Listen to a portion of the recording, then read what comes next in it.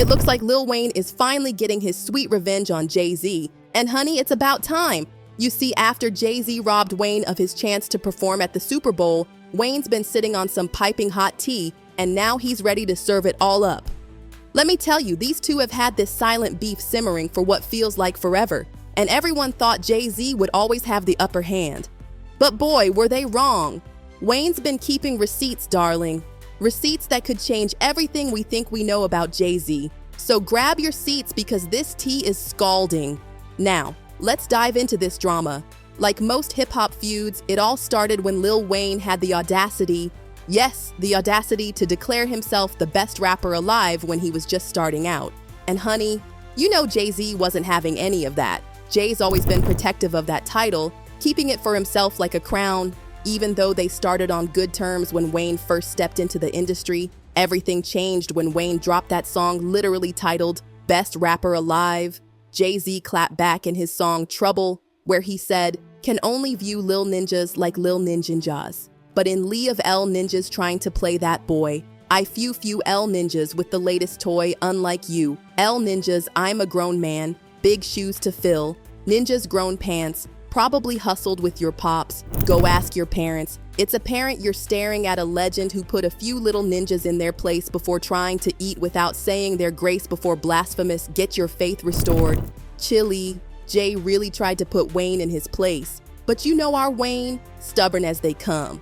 In an interview with Complex, he boldly declared he was better than Jay-Z, saying, "I don't like what he's saying about how he had to come back because hip-hop's dead and we need him.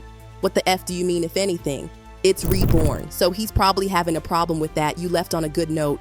And all of the artists were saying, yo, this is Jay's house. He's the best now. He comes back and still thinks it's his house. It's not your house anymore, and I'm better than you. But wait, there's more. A few months later, Wayne backtracked faster than a car in reverse. He apologized to Jay-Z, claiming the interviewer got in his head.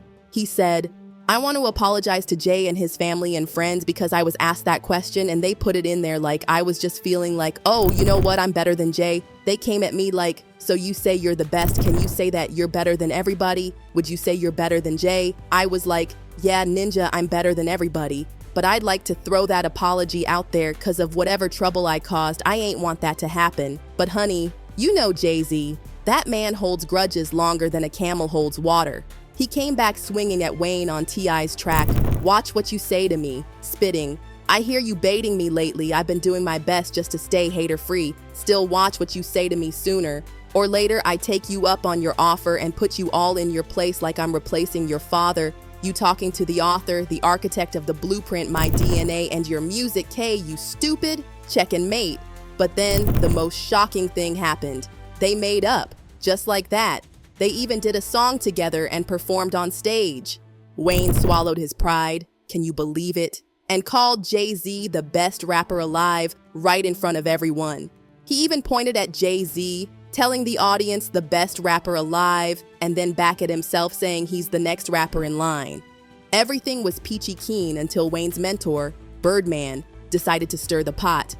Oh, he really went there, telling Jay-Z that not only was Wayne a better and more successful rapper, but that Wayne was richer too. Listen to what Birdman said. "I don't think Jay-Z is the #1 MC in no kind of way. Wayne's the best, he do the most, and he make the most money. I don't think no man in the business make more money than us. How can you be the best if you don't make the most money and you don't do the most lyrically? Come on, man, be for real. Can't nobody F with Wayne if you #1 and you ain't getting no money, it don't mean nothing." Child, that got Jay-Z in his feelings real quick. He clapped back in his 2012 song HM, saying, "I'm like really half a billy, you got baby money, keep it real, they ain't got my lady money." Wayne tried to play it cool, saying, "I wouldn't make it a competition because actually the subject that he's talking about in that line, I can't box with the god. I'd be the first one to tell you that given my wit and the type of person that I am, I'd capitalize and I'd play off." But honey, that piece didn't last long. Wayne fired back in, "It's good with talking about baby money. I got your baby money, kidnap your bee, get that how much you love your lady money." Jay-Z wasn't about to let that slide and responded in La Familia saying, "Wanna kidnap wifey, good luck with that bruh, you must going to hide your whole family, what you think we wearing black for?" Then, just when we thought this beef couldn't get any more dramatic, in 2015, Wayne announced he was signing with Jay's streaming platform Tidal. He even claimed he'd become affiliated with Roc Nation. Is it cool if I just say, it's The Rock? You know, I'm a member of that team now. We talk about that later though, But wait, there's more drama.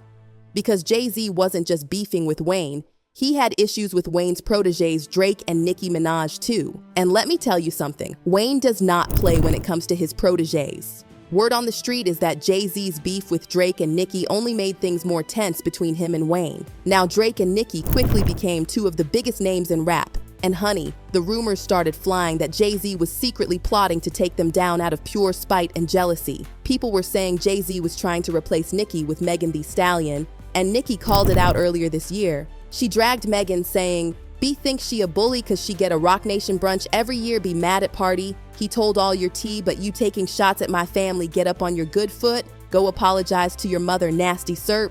And that's not all. Nicki posted a screenshot of Roc Nation promoting Megan's song Hiss and went off saying, "Spending so much money, but she's the little broke independent artist Desiree, you got to let it go, baby. The world knows she's a cess and can't rap, stop trying to make fetch happen. I just put out a song with no promo, no video, it's already number 2. Nicki even accused Roc Nation of running a hate campaign against her. And the paid for TikToks and the paid for tweets to the point where people got their little $250 for they tweet to say something bad about Nicki Minaj, and then the next day it was like, "Bitch, yeah, anyway, I'm listening to Bigfoot." So I don't know why anybody of that, and I'm not talking about any rapper, I'm talking about a company or companies. And child, don't even get me started on how Jay-Z allegedly stirred up trouble between Drake and Kendrick Lamar. Why would he do this, you ask? Well, it might have something to do with fans starting to say Drake is more relevant to modern hip-hop than Jay-Z. The internet has been wild with comments like, "Drake debut album sold 447,000 in its first week. Jay-Z's Blueprint, which was his peak, sold 423,000. This is all before streaming. His debut is H's peak. To still be doing this in 2021 is unheard of." And 6 Drake albums sold over 500,000 units in 2022, easily the most of all rappers and the equal most of all artists 36 years old. And he still has the commercial game sewn up, never seen a run like this in hip-hop. And the fact that Drake has more top 10 hits than Jay-Z, Kanye West, and Kendrick combined is insane. No wonder why they hate the guy. And we all know how Jay-Z feels about someone challenging his spot as the king of rap. That's why he's using Kendrick as a pawn to take Drake down. But that's not even the worst part. He used Wayne to send a message to Nicki and Drake about the Super Bowl. Everyone thought Wayne would get the halftime spot next year, but Jay-Z said psych and pulled strings to give it to Kendrick instead. Nicki saw right through it all and went off on Twitter. She said denying a young black man what he rightfully put into this game for no other reason but your ego. Your hatred for Birdman, Drake, and Nicki got you punishing Lil Wayne. Lil Wayne, the GOAT Nola. What's good? Eminem stood first on having 50 Cent come out a white man. It's sad, but it's good for them. No loyalty. Wep, the ninjas will keep sunning you. And she wasn't done. She continued with, "One ninja took a knee, the other ninja took the bag. He gonna get you ninjas in line every time. And got everything in the world, still spiteful and evil, disgusting, be happy, a beg go. Be happy, ninja, in rap business, in women business. When you got the politicians and the police, you good though, plus that ugly Laffy Taffy alien." Now, Jay-Z was sitting pretty at the top of this beef until, BAM! He got hit with a lawsuit from a woman claiming she was allegedly essayed by both Diddy and Jay-Z when she was just 13. Of course, Jay-Z's denying everything, saying she's lying and trying to extort him. He's fighting this case with everything he's got but public opinion. Chile, it's split down the middle. And guess who's taking advantage of this moment? Lil Wayne. He's finally getting his revenge by clowning Jay-Z hard. But that's not all. He's exposing some of Jay-Z's alleged crimes, like how he supposedly helped cover up serious allegations about Roc Nation artists. Remember how Tory Ells claimed Jay-Z and Roc Nation set him up to take the fall in the Megan situation? I get a call from Roc Nation that says, yo, we heard you're gonna make a statement about what happened, and it'd be in your best interest if you don't make that statement. Now I'm not saying whether Tory did it or didn't do it. That's drama for another day. But according to Wayne, the Tory situation wasn't the only thing Jay-Z tried to sweep under the rug. Allegedly, Roc Nation also covered up for Meek Mill when he put pause on Nicki Minaj during their relationship.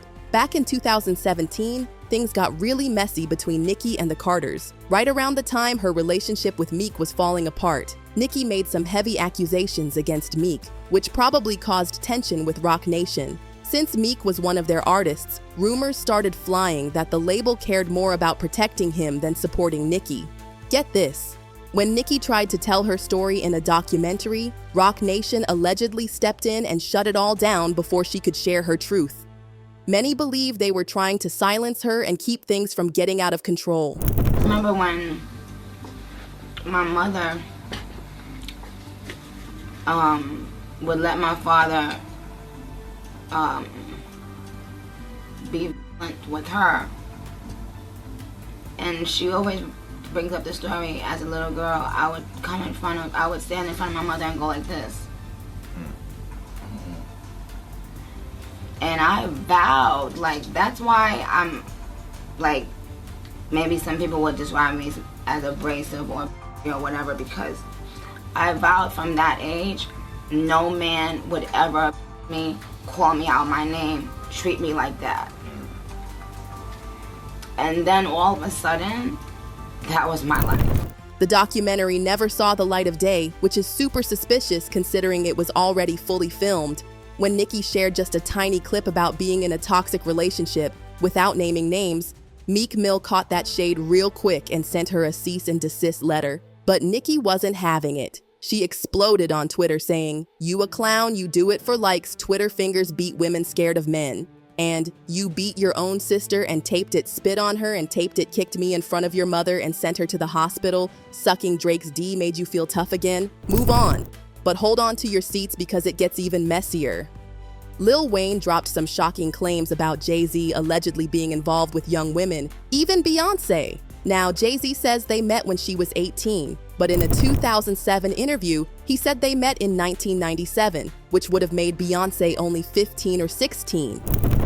They mention Sony when they talk about where you might go. I mean, that's obvious because Beyonce has a deal there. I know her. So, but I'm not her. Wow, a long time. How long? 10 years? However long she's been recording. That's when I met her. Well, don't you remember how long it was? Yeah, when I met her. I mean, was it 5 years ago? I met her 10 years ago. But did you say to yourself at that time, wow? That's a fantastic talent. Was that what you said? Yeah. Yeah. You saw talent before you saw anything else? Yeah, because she was singing like a rapper. It was the first song with Wyclef, and she was singing really fast, and I was like, why is she singing so fast? And how is she? And when she was on key and everything, I was like, oh, that's a talented person. Yeah. And then there's that song Young Girl, where Jay-Z bragged about having a 19-year-old under his control. Listen to these lyrics. H got a young girl, have got a young girl, still not quite 21. So high strong, such a vibrant thing. I introduced myself. Hi, Miss Thing, you're 19. No, you're lightning in a bottle. I give you a ring tomorrow. The scene that follows screams of horror. Classic Stephen King novel.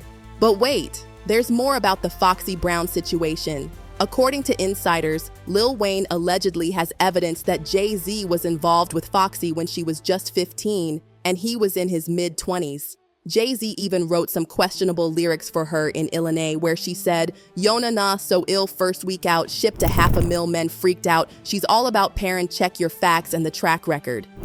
Y'all should go back and talk to all of the niggas that she slept with in Philly when she was in Philly. She burned every last one of them. She said more to the clinic than COVID. At the time, Foxy denied everything, saying, "The atrociousness of this story sickened me to my stomach in all my years in the music industry. These are the most disgusting and disrespectful allegations I've ever experienced." When Nick Cannon tried to get answers from Damon Dash, Jay-Z's former friend, watch how he dodged the question. It seems like you got a question for Jay. Ask him.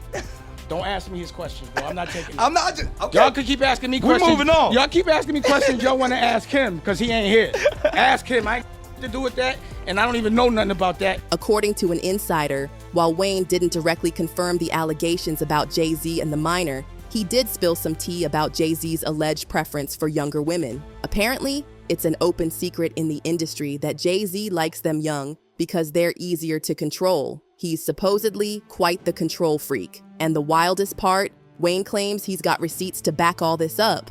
Looks like things are about to get even nastier for Jay-Z if Wayne decides to get really messy with this. But y'all, let me know what you think about all this drama, and don't forget to check out the next video.